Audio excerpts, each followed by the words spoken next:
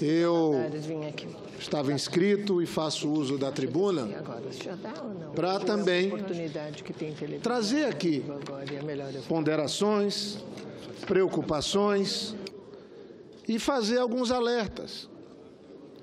Nós estamos desde cedo debatendo ou tentando debater, mesmo sem a audiência adequada, senador Paim, porque lutamos para ter essa audiência pública, lutamos, mas parece que é contragosto da maioria da casa que não apareceu no plenário.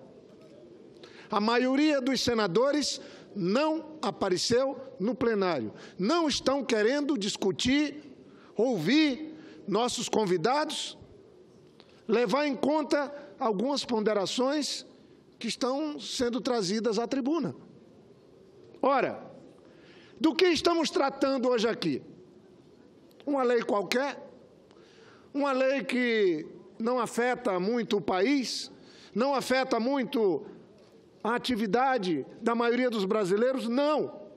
Estamos tratando de uma das mais importantes legislações do país. Todo o aparato que rege a relação de trabalho está sendo alterada pelo Congresso. É disso que nós estamos tratando. Interessa a todo mundo, a empregador, a empresário, pequeno, médio e grande, mas interessa àqueles que buscam um trabalho. Conseguir, através da sua atividade, um salário no final do mês para sustentar a sua família, para dar conta da formação dos filhos. Será que isso não é importante? Se é importante, e eu passo alguns números, essa legislação trabalhista tem 74 anos. Começou a ser delineada e construída no governo do presidente Vargas em 1943. De lá para cá, só na CLT, nós temos quase 1.000 dispositivos. 1.000 dispositivos. A Câmara dos Deputados propôs alteração em 200 deles.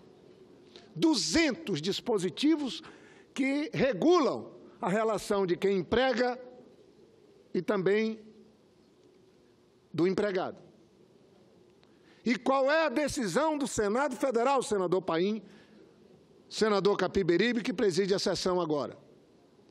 É fazer um atropelo e em menos de 30 dias decidir sobre a vida de milhões de brasileiros. Será que isso é justo? Será que isso é certo?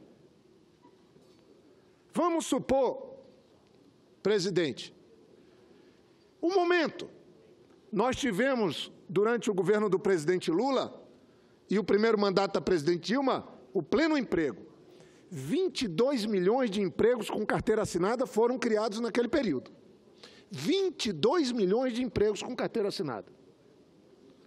Naquela época, poderíamos ter feito. Erro nosso? Pode ter sido. De todos. Agora nós temos 14 milhões de pessoas andando no meio da rua querendo um posto de trabalho, um local para trabalhar. Exatamente quando está precarizada totalmente a relação de trabalho, porque tem milhões de desempregados, aí fala, vamos agora mexer, tirar direitos, fragilizar a relação entre quem emprega e o empregado, atingindo todo mundo. Isso vai refletir-se no servidor público, em quem trabalha na indústria, no comércio, quem é trabalhador rural. E aí o Senado quer fazer isso em 30 dias, fazendo audiência de faz de conta. Isso aqui é uma audiência de faz de conta. Virou uma audiência de faz de conta, com todo o respeito. Porque parece que já tem um rolo compressor, e aí a imprensa está denunciando que está sendo gasto 160 bilhões de reais destruindo a tal base de ajuste fiscal, 160 bilhões de reais é o que está custando as anistias, o dinheiro que o governo está abrindo mão para poder aprovar as tais reformas. Que reformas caras, hein? O barato está saindo caro, presidente Capiberibe.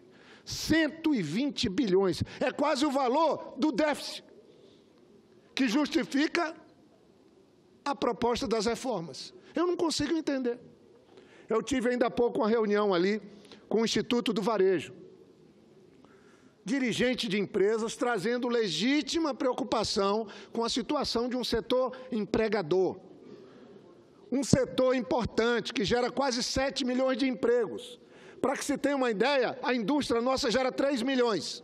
O setor que eu estava reunido ali, aqui no Senado, gera 7 milhões de empregos. Eles estão parados, sem crescimento. Tiveram uma perda de 10% no ano passado. Querem a reforma. Eu fiz uma pergunta para eles. Qual é o problema mais grave de vocês? É com os funcionários? Se resolvermos com a reforma, está tudo resolvido? Não, não é com os funcionários. Falta de crédito. Dificuldade de pagar imposto. Quantidade de imposto. Esses são os pilares das dificuldades que o setor de varejo no Brasil tem. Obviamente, também, a relação de trabalho no Brasil é muito complexa. Então, eu queria dizer que eu certamente apoiaria e apoio muitos pontos de uma modernização das leis trabalhistas no Brasil. A nossa legislação é do século passado. Tem pontos que precisam ser modernizados, atualizados, desburocratizados. Os tempos são outros. Vivemos uma revolução tecnológica, o emprego é outro. 30% dos empregos que serão gerados nos próximos anos, nós não conhecemos nem as atividades hoje, fruto dos tempos contemporâneos. É claro que acho que para ser empresário no Brasil hoje é um sacrifício. Não consegue nem pagar os impostos por conta de tanta burocracia.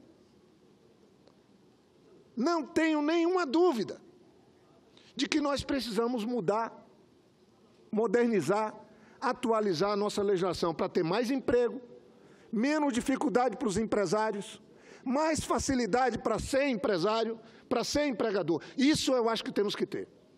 Tirar também os excessos que possam ter na própria Justiça do Trabalho.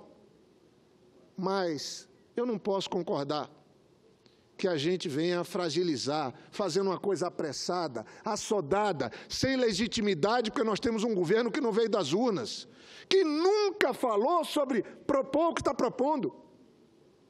E aí a coisa mais grave para mim, fazer nesse atropelo, sem ouvir, sem levar em conta, sem um ouvir o outro, fazer as ponderações. E o mais grave, senhor presidente, é que a Câmara Federal alterou 200 dispositivos e quer que o Senado não mexa em nenhum. Chantageando, a Câmara Federal está chantageando o Senado Federal. Não vota a Previdência se o Senado não votar a reforma trabalhista. Isso é chantagem. E aí, para acontecer do jeito que o governo quer, tudo o que a Câmara fez, de madrugada do dia 27, tem que ser aceito pelo Senado Federal. O Senado é a casa da federação. Nós podíamos ter tempo de ouvir o pessoal do varejo, o pessoal que trabalha no comércio, nos serviços, na indústria, levar em conta, considerar os problemas que eles têm. Eu ouvi ali em poucos minutos. Tem que ser ouvido, tem que se ter mudança. Agora, botar todos os problemas que nós estamos vivendo hoje, 14 milhões de desempregados, burocracia, excesso de imposto na costa de quem trabalha, é um pouco demais. Como se mudar a situação da relação de trabalho fosse ser a única solução. Quem é que tirou 100 bilhões de reais do BNDES, que desapareceu como crédito e que leva as empresas à falência?